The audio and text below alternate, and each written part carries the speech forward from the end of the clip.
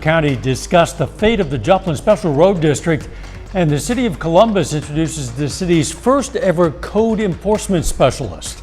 KOAM News at 10 is next. Now at 10, officials in Jasper and Newton County decide the fate of the Joplin Special Road District. Plus, the city of Columbus hires its first ever code enforcement specialist, and a Neosho nonprofit is giving veterans a new leash on life. How service dogs are making a difference for those who serve. The 4 states' most watched news starts now. Newton County Commissioners decided not to dissolve the Joplin Special Road District. This is KOAM News at 10. I'm Dow Quick. The Joplin Special Road District maintains roads in both Newton and Jasper counties. Last month, Jasper County made the decision to do away with the Special Road District. But as KOAM's Melissa Alexis reports, that couldn't happen without getting a green light from Newton County as well.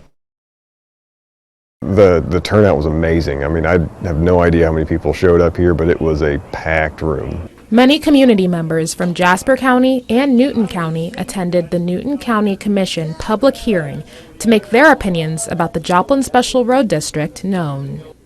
The hearing came about after a petition went around to disincorporate the Joplin Special Road District. Some people in attendance were community members that signed the petition. We signed a petition to dissolve the road district because we weren't getting anything done on our roads, and we now have mega potholes in the roads and everything, and we were told that we were under the special road district. And many in attendance had not signed the petition and are against the dissolution of the road district. We depend on them greatly. They definitely enhance the safety and just the ability for us to get in and out of our village. And again, it's not just us that live in the village, but thousands of people that live in Newton County use our roads to get in and out up to range line. In April, the Jasper County Commission voted unanimously to disband the Special Road District. But the Special Road District can't be dissolved without both Newton County and Jasper County Commissioners voting in favor of dissolving it. And Newton County Commissioners voted unanimously against dissolving the Special Road District. To the citizens, and the citizens told us, a lot of information. We visited with the road district 2 or 3 different times at meetings over there, visited with citizens over there, and we are here for the citizens of the county. Pleased that the Newton County Commissioners decided not to dissolve Joplin Special. Reporting in Joplin, Melissa Alexis, KOAM News. Now, the road district will remain intact unless perhaps there's another petition effort. The city of Columbus hires Gary Holt as its first ever code enforcement specialist. The new position, created by the city council, is designed to address nuisance violations more strategically and effectively. Holt brings more than a decade of experience from the Columbus Police Department, including work in code enforcement. He'll now handle field investigations and community outreach to promote compliance with local ordinances. The main things that we handle right now is overgrown vegetation in yards, which can lead to rodent infestation, water buildup around properties, which leads to, especially during the summer, mosquitoes and other pests. City officials say the role is a key part of their plan to improve quality of life across Columbus. An Oklahoma man will dodge serious prison time after pleading guilty to lesser charges in a case that involved 2 motorcycle traffic deaths in Joplin. Colton Goddard of Welch, Oklahoma, pleaded guilty to fleeing law enforcement and creating a substantial risk of serious injury or death. Jasper County prosecutors originally charged Goddard with felony resisting arrest by fleeing and operating a vehicle in a careless and imprudent manner. Joplin police had originally submitted charges of 2 counts of murder in the 2nd degree against Goddard, who was 18 years old at the time. As part of a plea agreement, the judge has given Goddard a suspended sentence and 5 years probation. The charges stem from a September 2023 incident where a Joplin police officer attempted a traffic stop on 2 motorcycles for careless driving. Both drivers, Goddard and Taryn Morris of Miami, sped from the scene and ran multiple red lights. Dispatch shortly after received a report of a crash on North Main Street. 2 motorcyclists died at the scene. Morris and another motorcycle driver he collided with, Mark McGowan from Miami. Authorities say Morris and Goddard's reckless driving caused the crash and fatalities. Let's check in with Chief Meteorologist Doug Heddy now for a first look at the weather. Well, of course, we have been tracking those scattered showers and thunderstorms across the region. A few a little bit more beefier throughout the evening hours, especially in our southern counties. Overall, kind of dying down. We have lost the heating of the day. Still a couple showers in our northern counties. Still a couple little tiny thunderstorms in our southern counties. North of I-44, really just a couple little sprinkles. South of I-44, couple little thunder showers, but that is just about it. I really think most of the night overall is fairly quiet, just a random hit or miss little shower.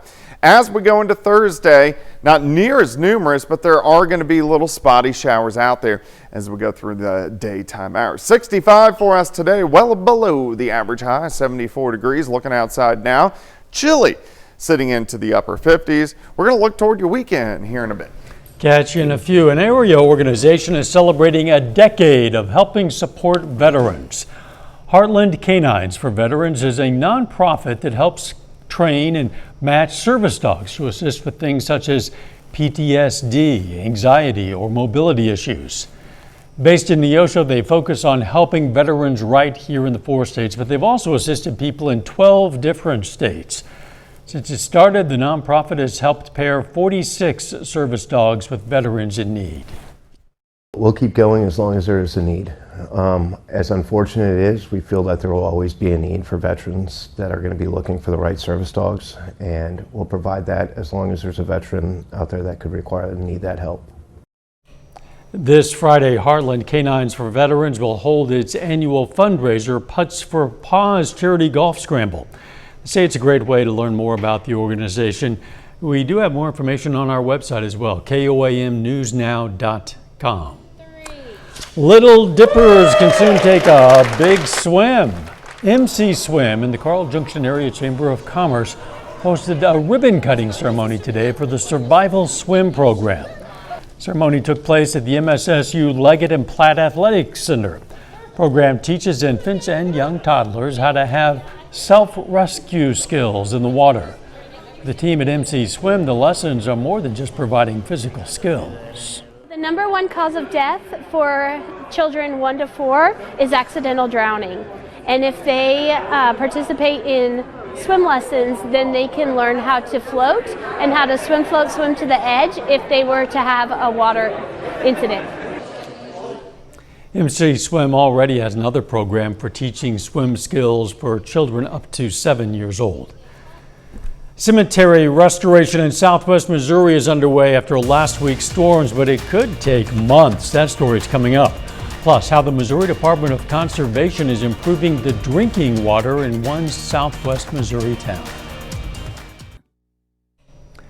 Last week's storms did not spare some cemeteries. Reagan DeTrolio reports on a longtime graveyard in southwest Missouri that'll take time to restore. We obviously want to be respectful of those that are buried here. Quentin Gold usually just mows Evergreen Cemetery in Republic, but this Saturday he will be working to clean up damage left over from last week's storms. We're going to bring in a skid steer. It's going to weigh 7,000 pounds, 8,000 pounds. We're bringing that in. We're going to lift up the branch, cut it up, chainsaws.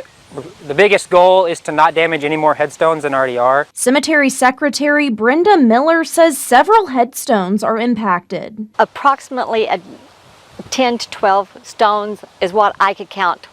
I will not be surprised if once the debris has been pulled, if we find more. Does not look like any are totally destroyed. Looks like most of them have just been laid over. The cemetery's board president says the work is just getting started. After this gets done, then we will, I assume, have to go ahead and make arrangements to have the headstones reset, and we will take care of that. Usually we will, but again, those are so heavy that we have to hire a professional firm. It's typically one of the monument companies in the area. And locals like Gold are ready to make some headway. We aren't dragging our feet by any means. It's been on the books. I mean, today's Wednesday, so it's been on the books for a week now. We've had a plan. We're going by that plan, and we just, want to be respectful to those buried here. Cemetery's board of directors say they're also accepting donations to help with the cleanup effort.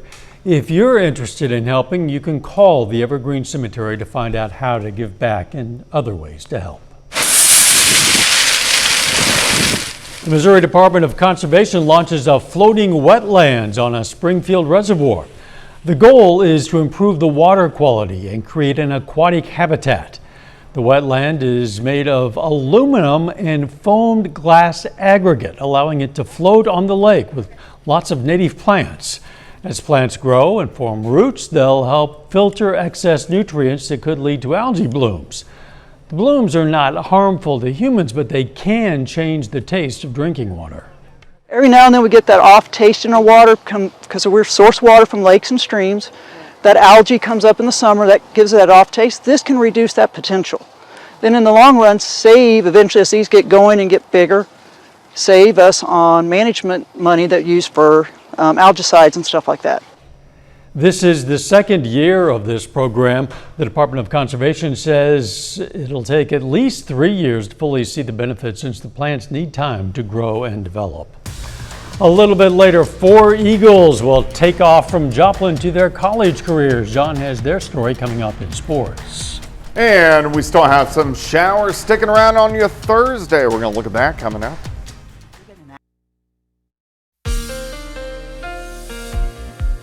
Well, of course, we have been in and out of showers, even a few thunderstorms over the past couple days, all due to a cutoff low, which is sitting on top of us, slowly taking its good old sweet time, moving off toward the east. But it will over the next couple days. You can see that counterclockwise spin, and that is due to our area of low pressure right on top of us. Let's go ahead and zoom in. Had a few little beefier thunderstorms along and south of I-44 and had some scattered showers in our northern counties, but most areas north of I-44, not much going on. Let's scroll a little bit farther south. One little thunderstorm just north of Grove, a couple little showers in western parts of Mack County and then also in northern parts of Berry County. Besides that, I think most of the night is looking pretty good. You can see our chances pretty low, and then hit-miss chances returning as we go through the daytime hours on your Thursday. Let me walk you through time. We're going to stop at 3 a.m. Most of us dry, a couple little sprinkles out there, not a big deal. Stopping at 8 a.m., couple little random showers, a lot of clouds, very similar to what we saw today.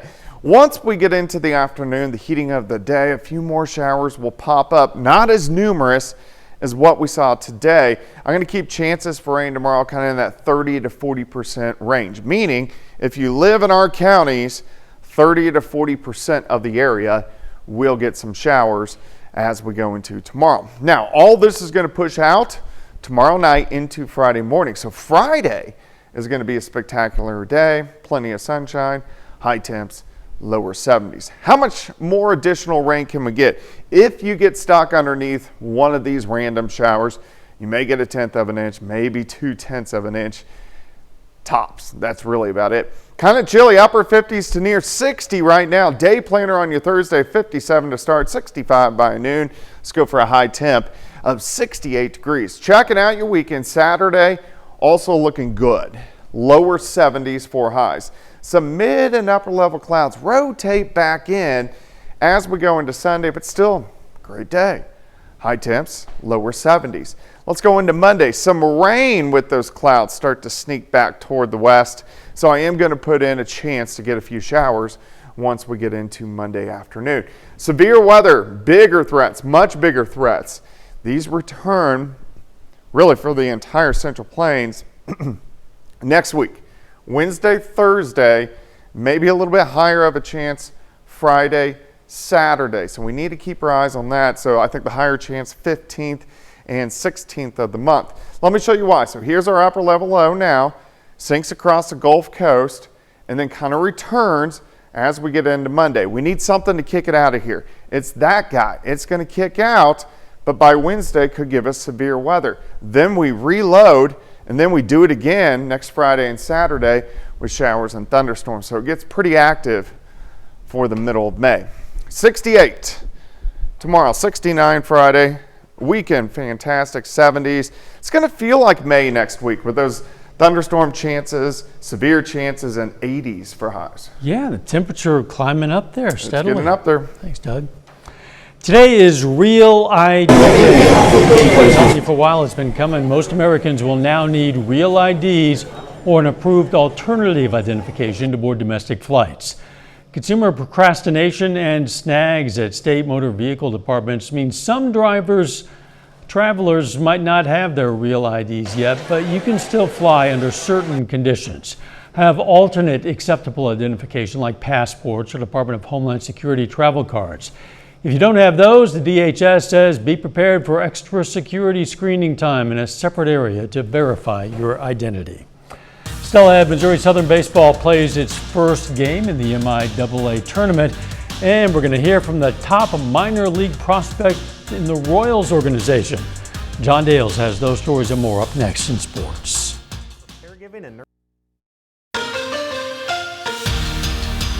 It's day one of the 2025 MIAA baseball tournament, and from here on out, Missouri Southern essentially plays with the mindset that every single game is win or go home. First game of the MIAA tournament, 8-seed Missouri Southern against 9-seed Emporia State. Bottom of the first, Drew Townsend gets things going with a leadoff single, and he'll advance to second after the right fielder kind of fumbles around with it.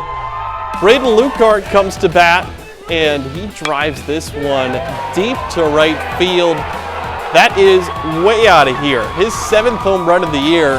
The Lions jump out to a 2-0 lead. In the second, the Hornets have a runner on second, 2 out. Kyle Moore gets a swinging strikeout. He goes 7 innings with 5 strikeouts, allowing just 1 earned run. Bottom of the frame, Blake Jones ropes one down the left field line. He'll coast into second with a double. This one stays tight until the bottom of the 8th when the Lions score 4 runs. They win at 7-3 and will face the regular season conference champion Central Missouri in the quarterfinals tomorrow. And more of our local high school seniors continue to finalize their plans for the future. Today, that includes some student athletes at McDonald County and at Joplin. This afternoon at Joplin High School, 4 Eagles sign letters of intent. Collis Jones will play football at Coffeyville Community College. Torrin Jones is headed to Independence Community College for football as well. And then Allie Krumsick signs with Pittsburgh State for cheer, and Jalen Thomas will join the cheer team at the University of Arkansas. Surreal feeling, wanted to play college football since I was a little kid, played football my whole life, dream of this. This is the moment right here. Well, it was definitely hard considering I took visits to Coffeyville, my best friend was there and all that, but Independence, they were just super nice to me and it felt like a home, they really welcomed me.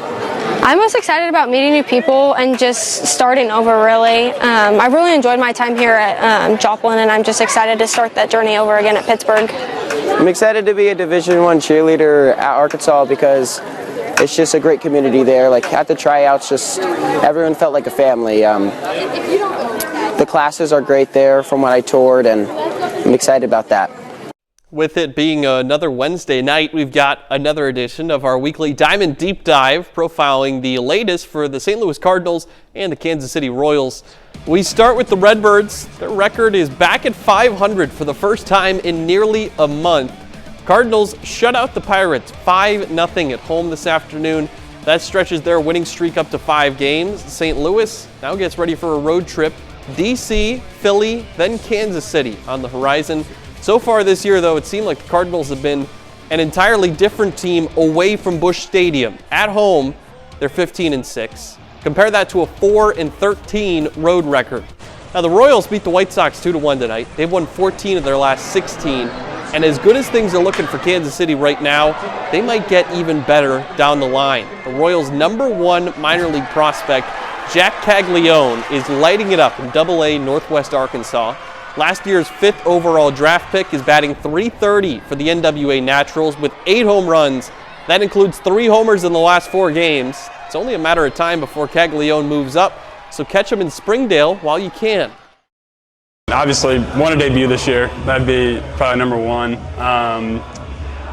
But I just kind of like to be where my feet are, take it day by day. Look too far into the future, you start worrying about it too much, so I just try not to. Everybody's very supportive of one another. Like I said earlier, we're a very tight-knit group, so really playing for each other. forgetting about your personal stuff and just going out there and trying to win every day. Closing things out with a look at the NBA playoffs. After losing Game 1 of the Western Conference semifinals on Monday, the Oklahoma City Thunder have responded emphatically. They're all over the Nuggets. OKC up by 31 points at halftime. Third quarter is just getting started as we come on the air. Kind of expected that from the Thunder, the #1 team in the regular season in the entire NBA. Once you hit some adversity in the playoffs, you're not just going to lie down like that. Yeah, barely losing that first game of the series. They're coming back with a vengeance, it appears. We'll be right back. Mother's Day, a reminder, is just around the corner. Don't want to forget Mom. And this year, Americans are going all out, according to financebiz.com anyway. Spending is expected to reach a record-breaking $34.1 billion, surpassing last year's total by a cool $600 million. A couple of florists in Carthage tell us they're seeing plenty of orders coming in. They advise locals to start placing orders now. I would say that our orders have definitely doubled since last week, if not more. And as the week goes on, we continue to get more orders. Got our website, you can place an order online. You can stop by the shop. We'll have lots of ready to go. So if you're last minute, stop by, pick up something, grab it and go. FinanceBiz.com also says Mother's Day is ranked third in selling greeting cards, with Christmas and Valentine's taking the lead. Some wet weather ahead. Yeah, it looks pretty good as we head toward the weekend. We're going to clear out, dry out, temps into the 70s. Final sports notes. MIAA baseball tournament continues tomorrow. The Lions face Central Missouri at noon. Same time, the Gorillas take on Washburn. Thanks, and thank you for joining us. We're going to leave you tonight with a drone's eye view of the carnival rolling into Joplin. The Evans United Carnival begins tomorrow, runs through the 18th. It's in the North Park Mall. Let's make it a great tomorrow.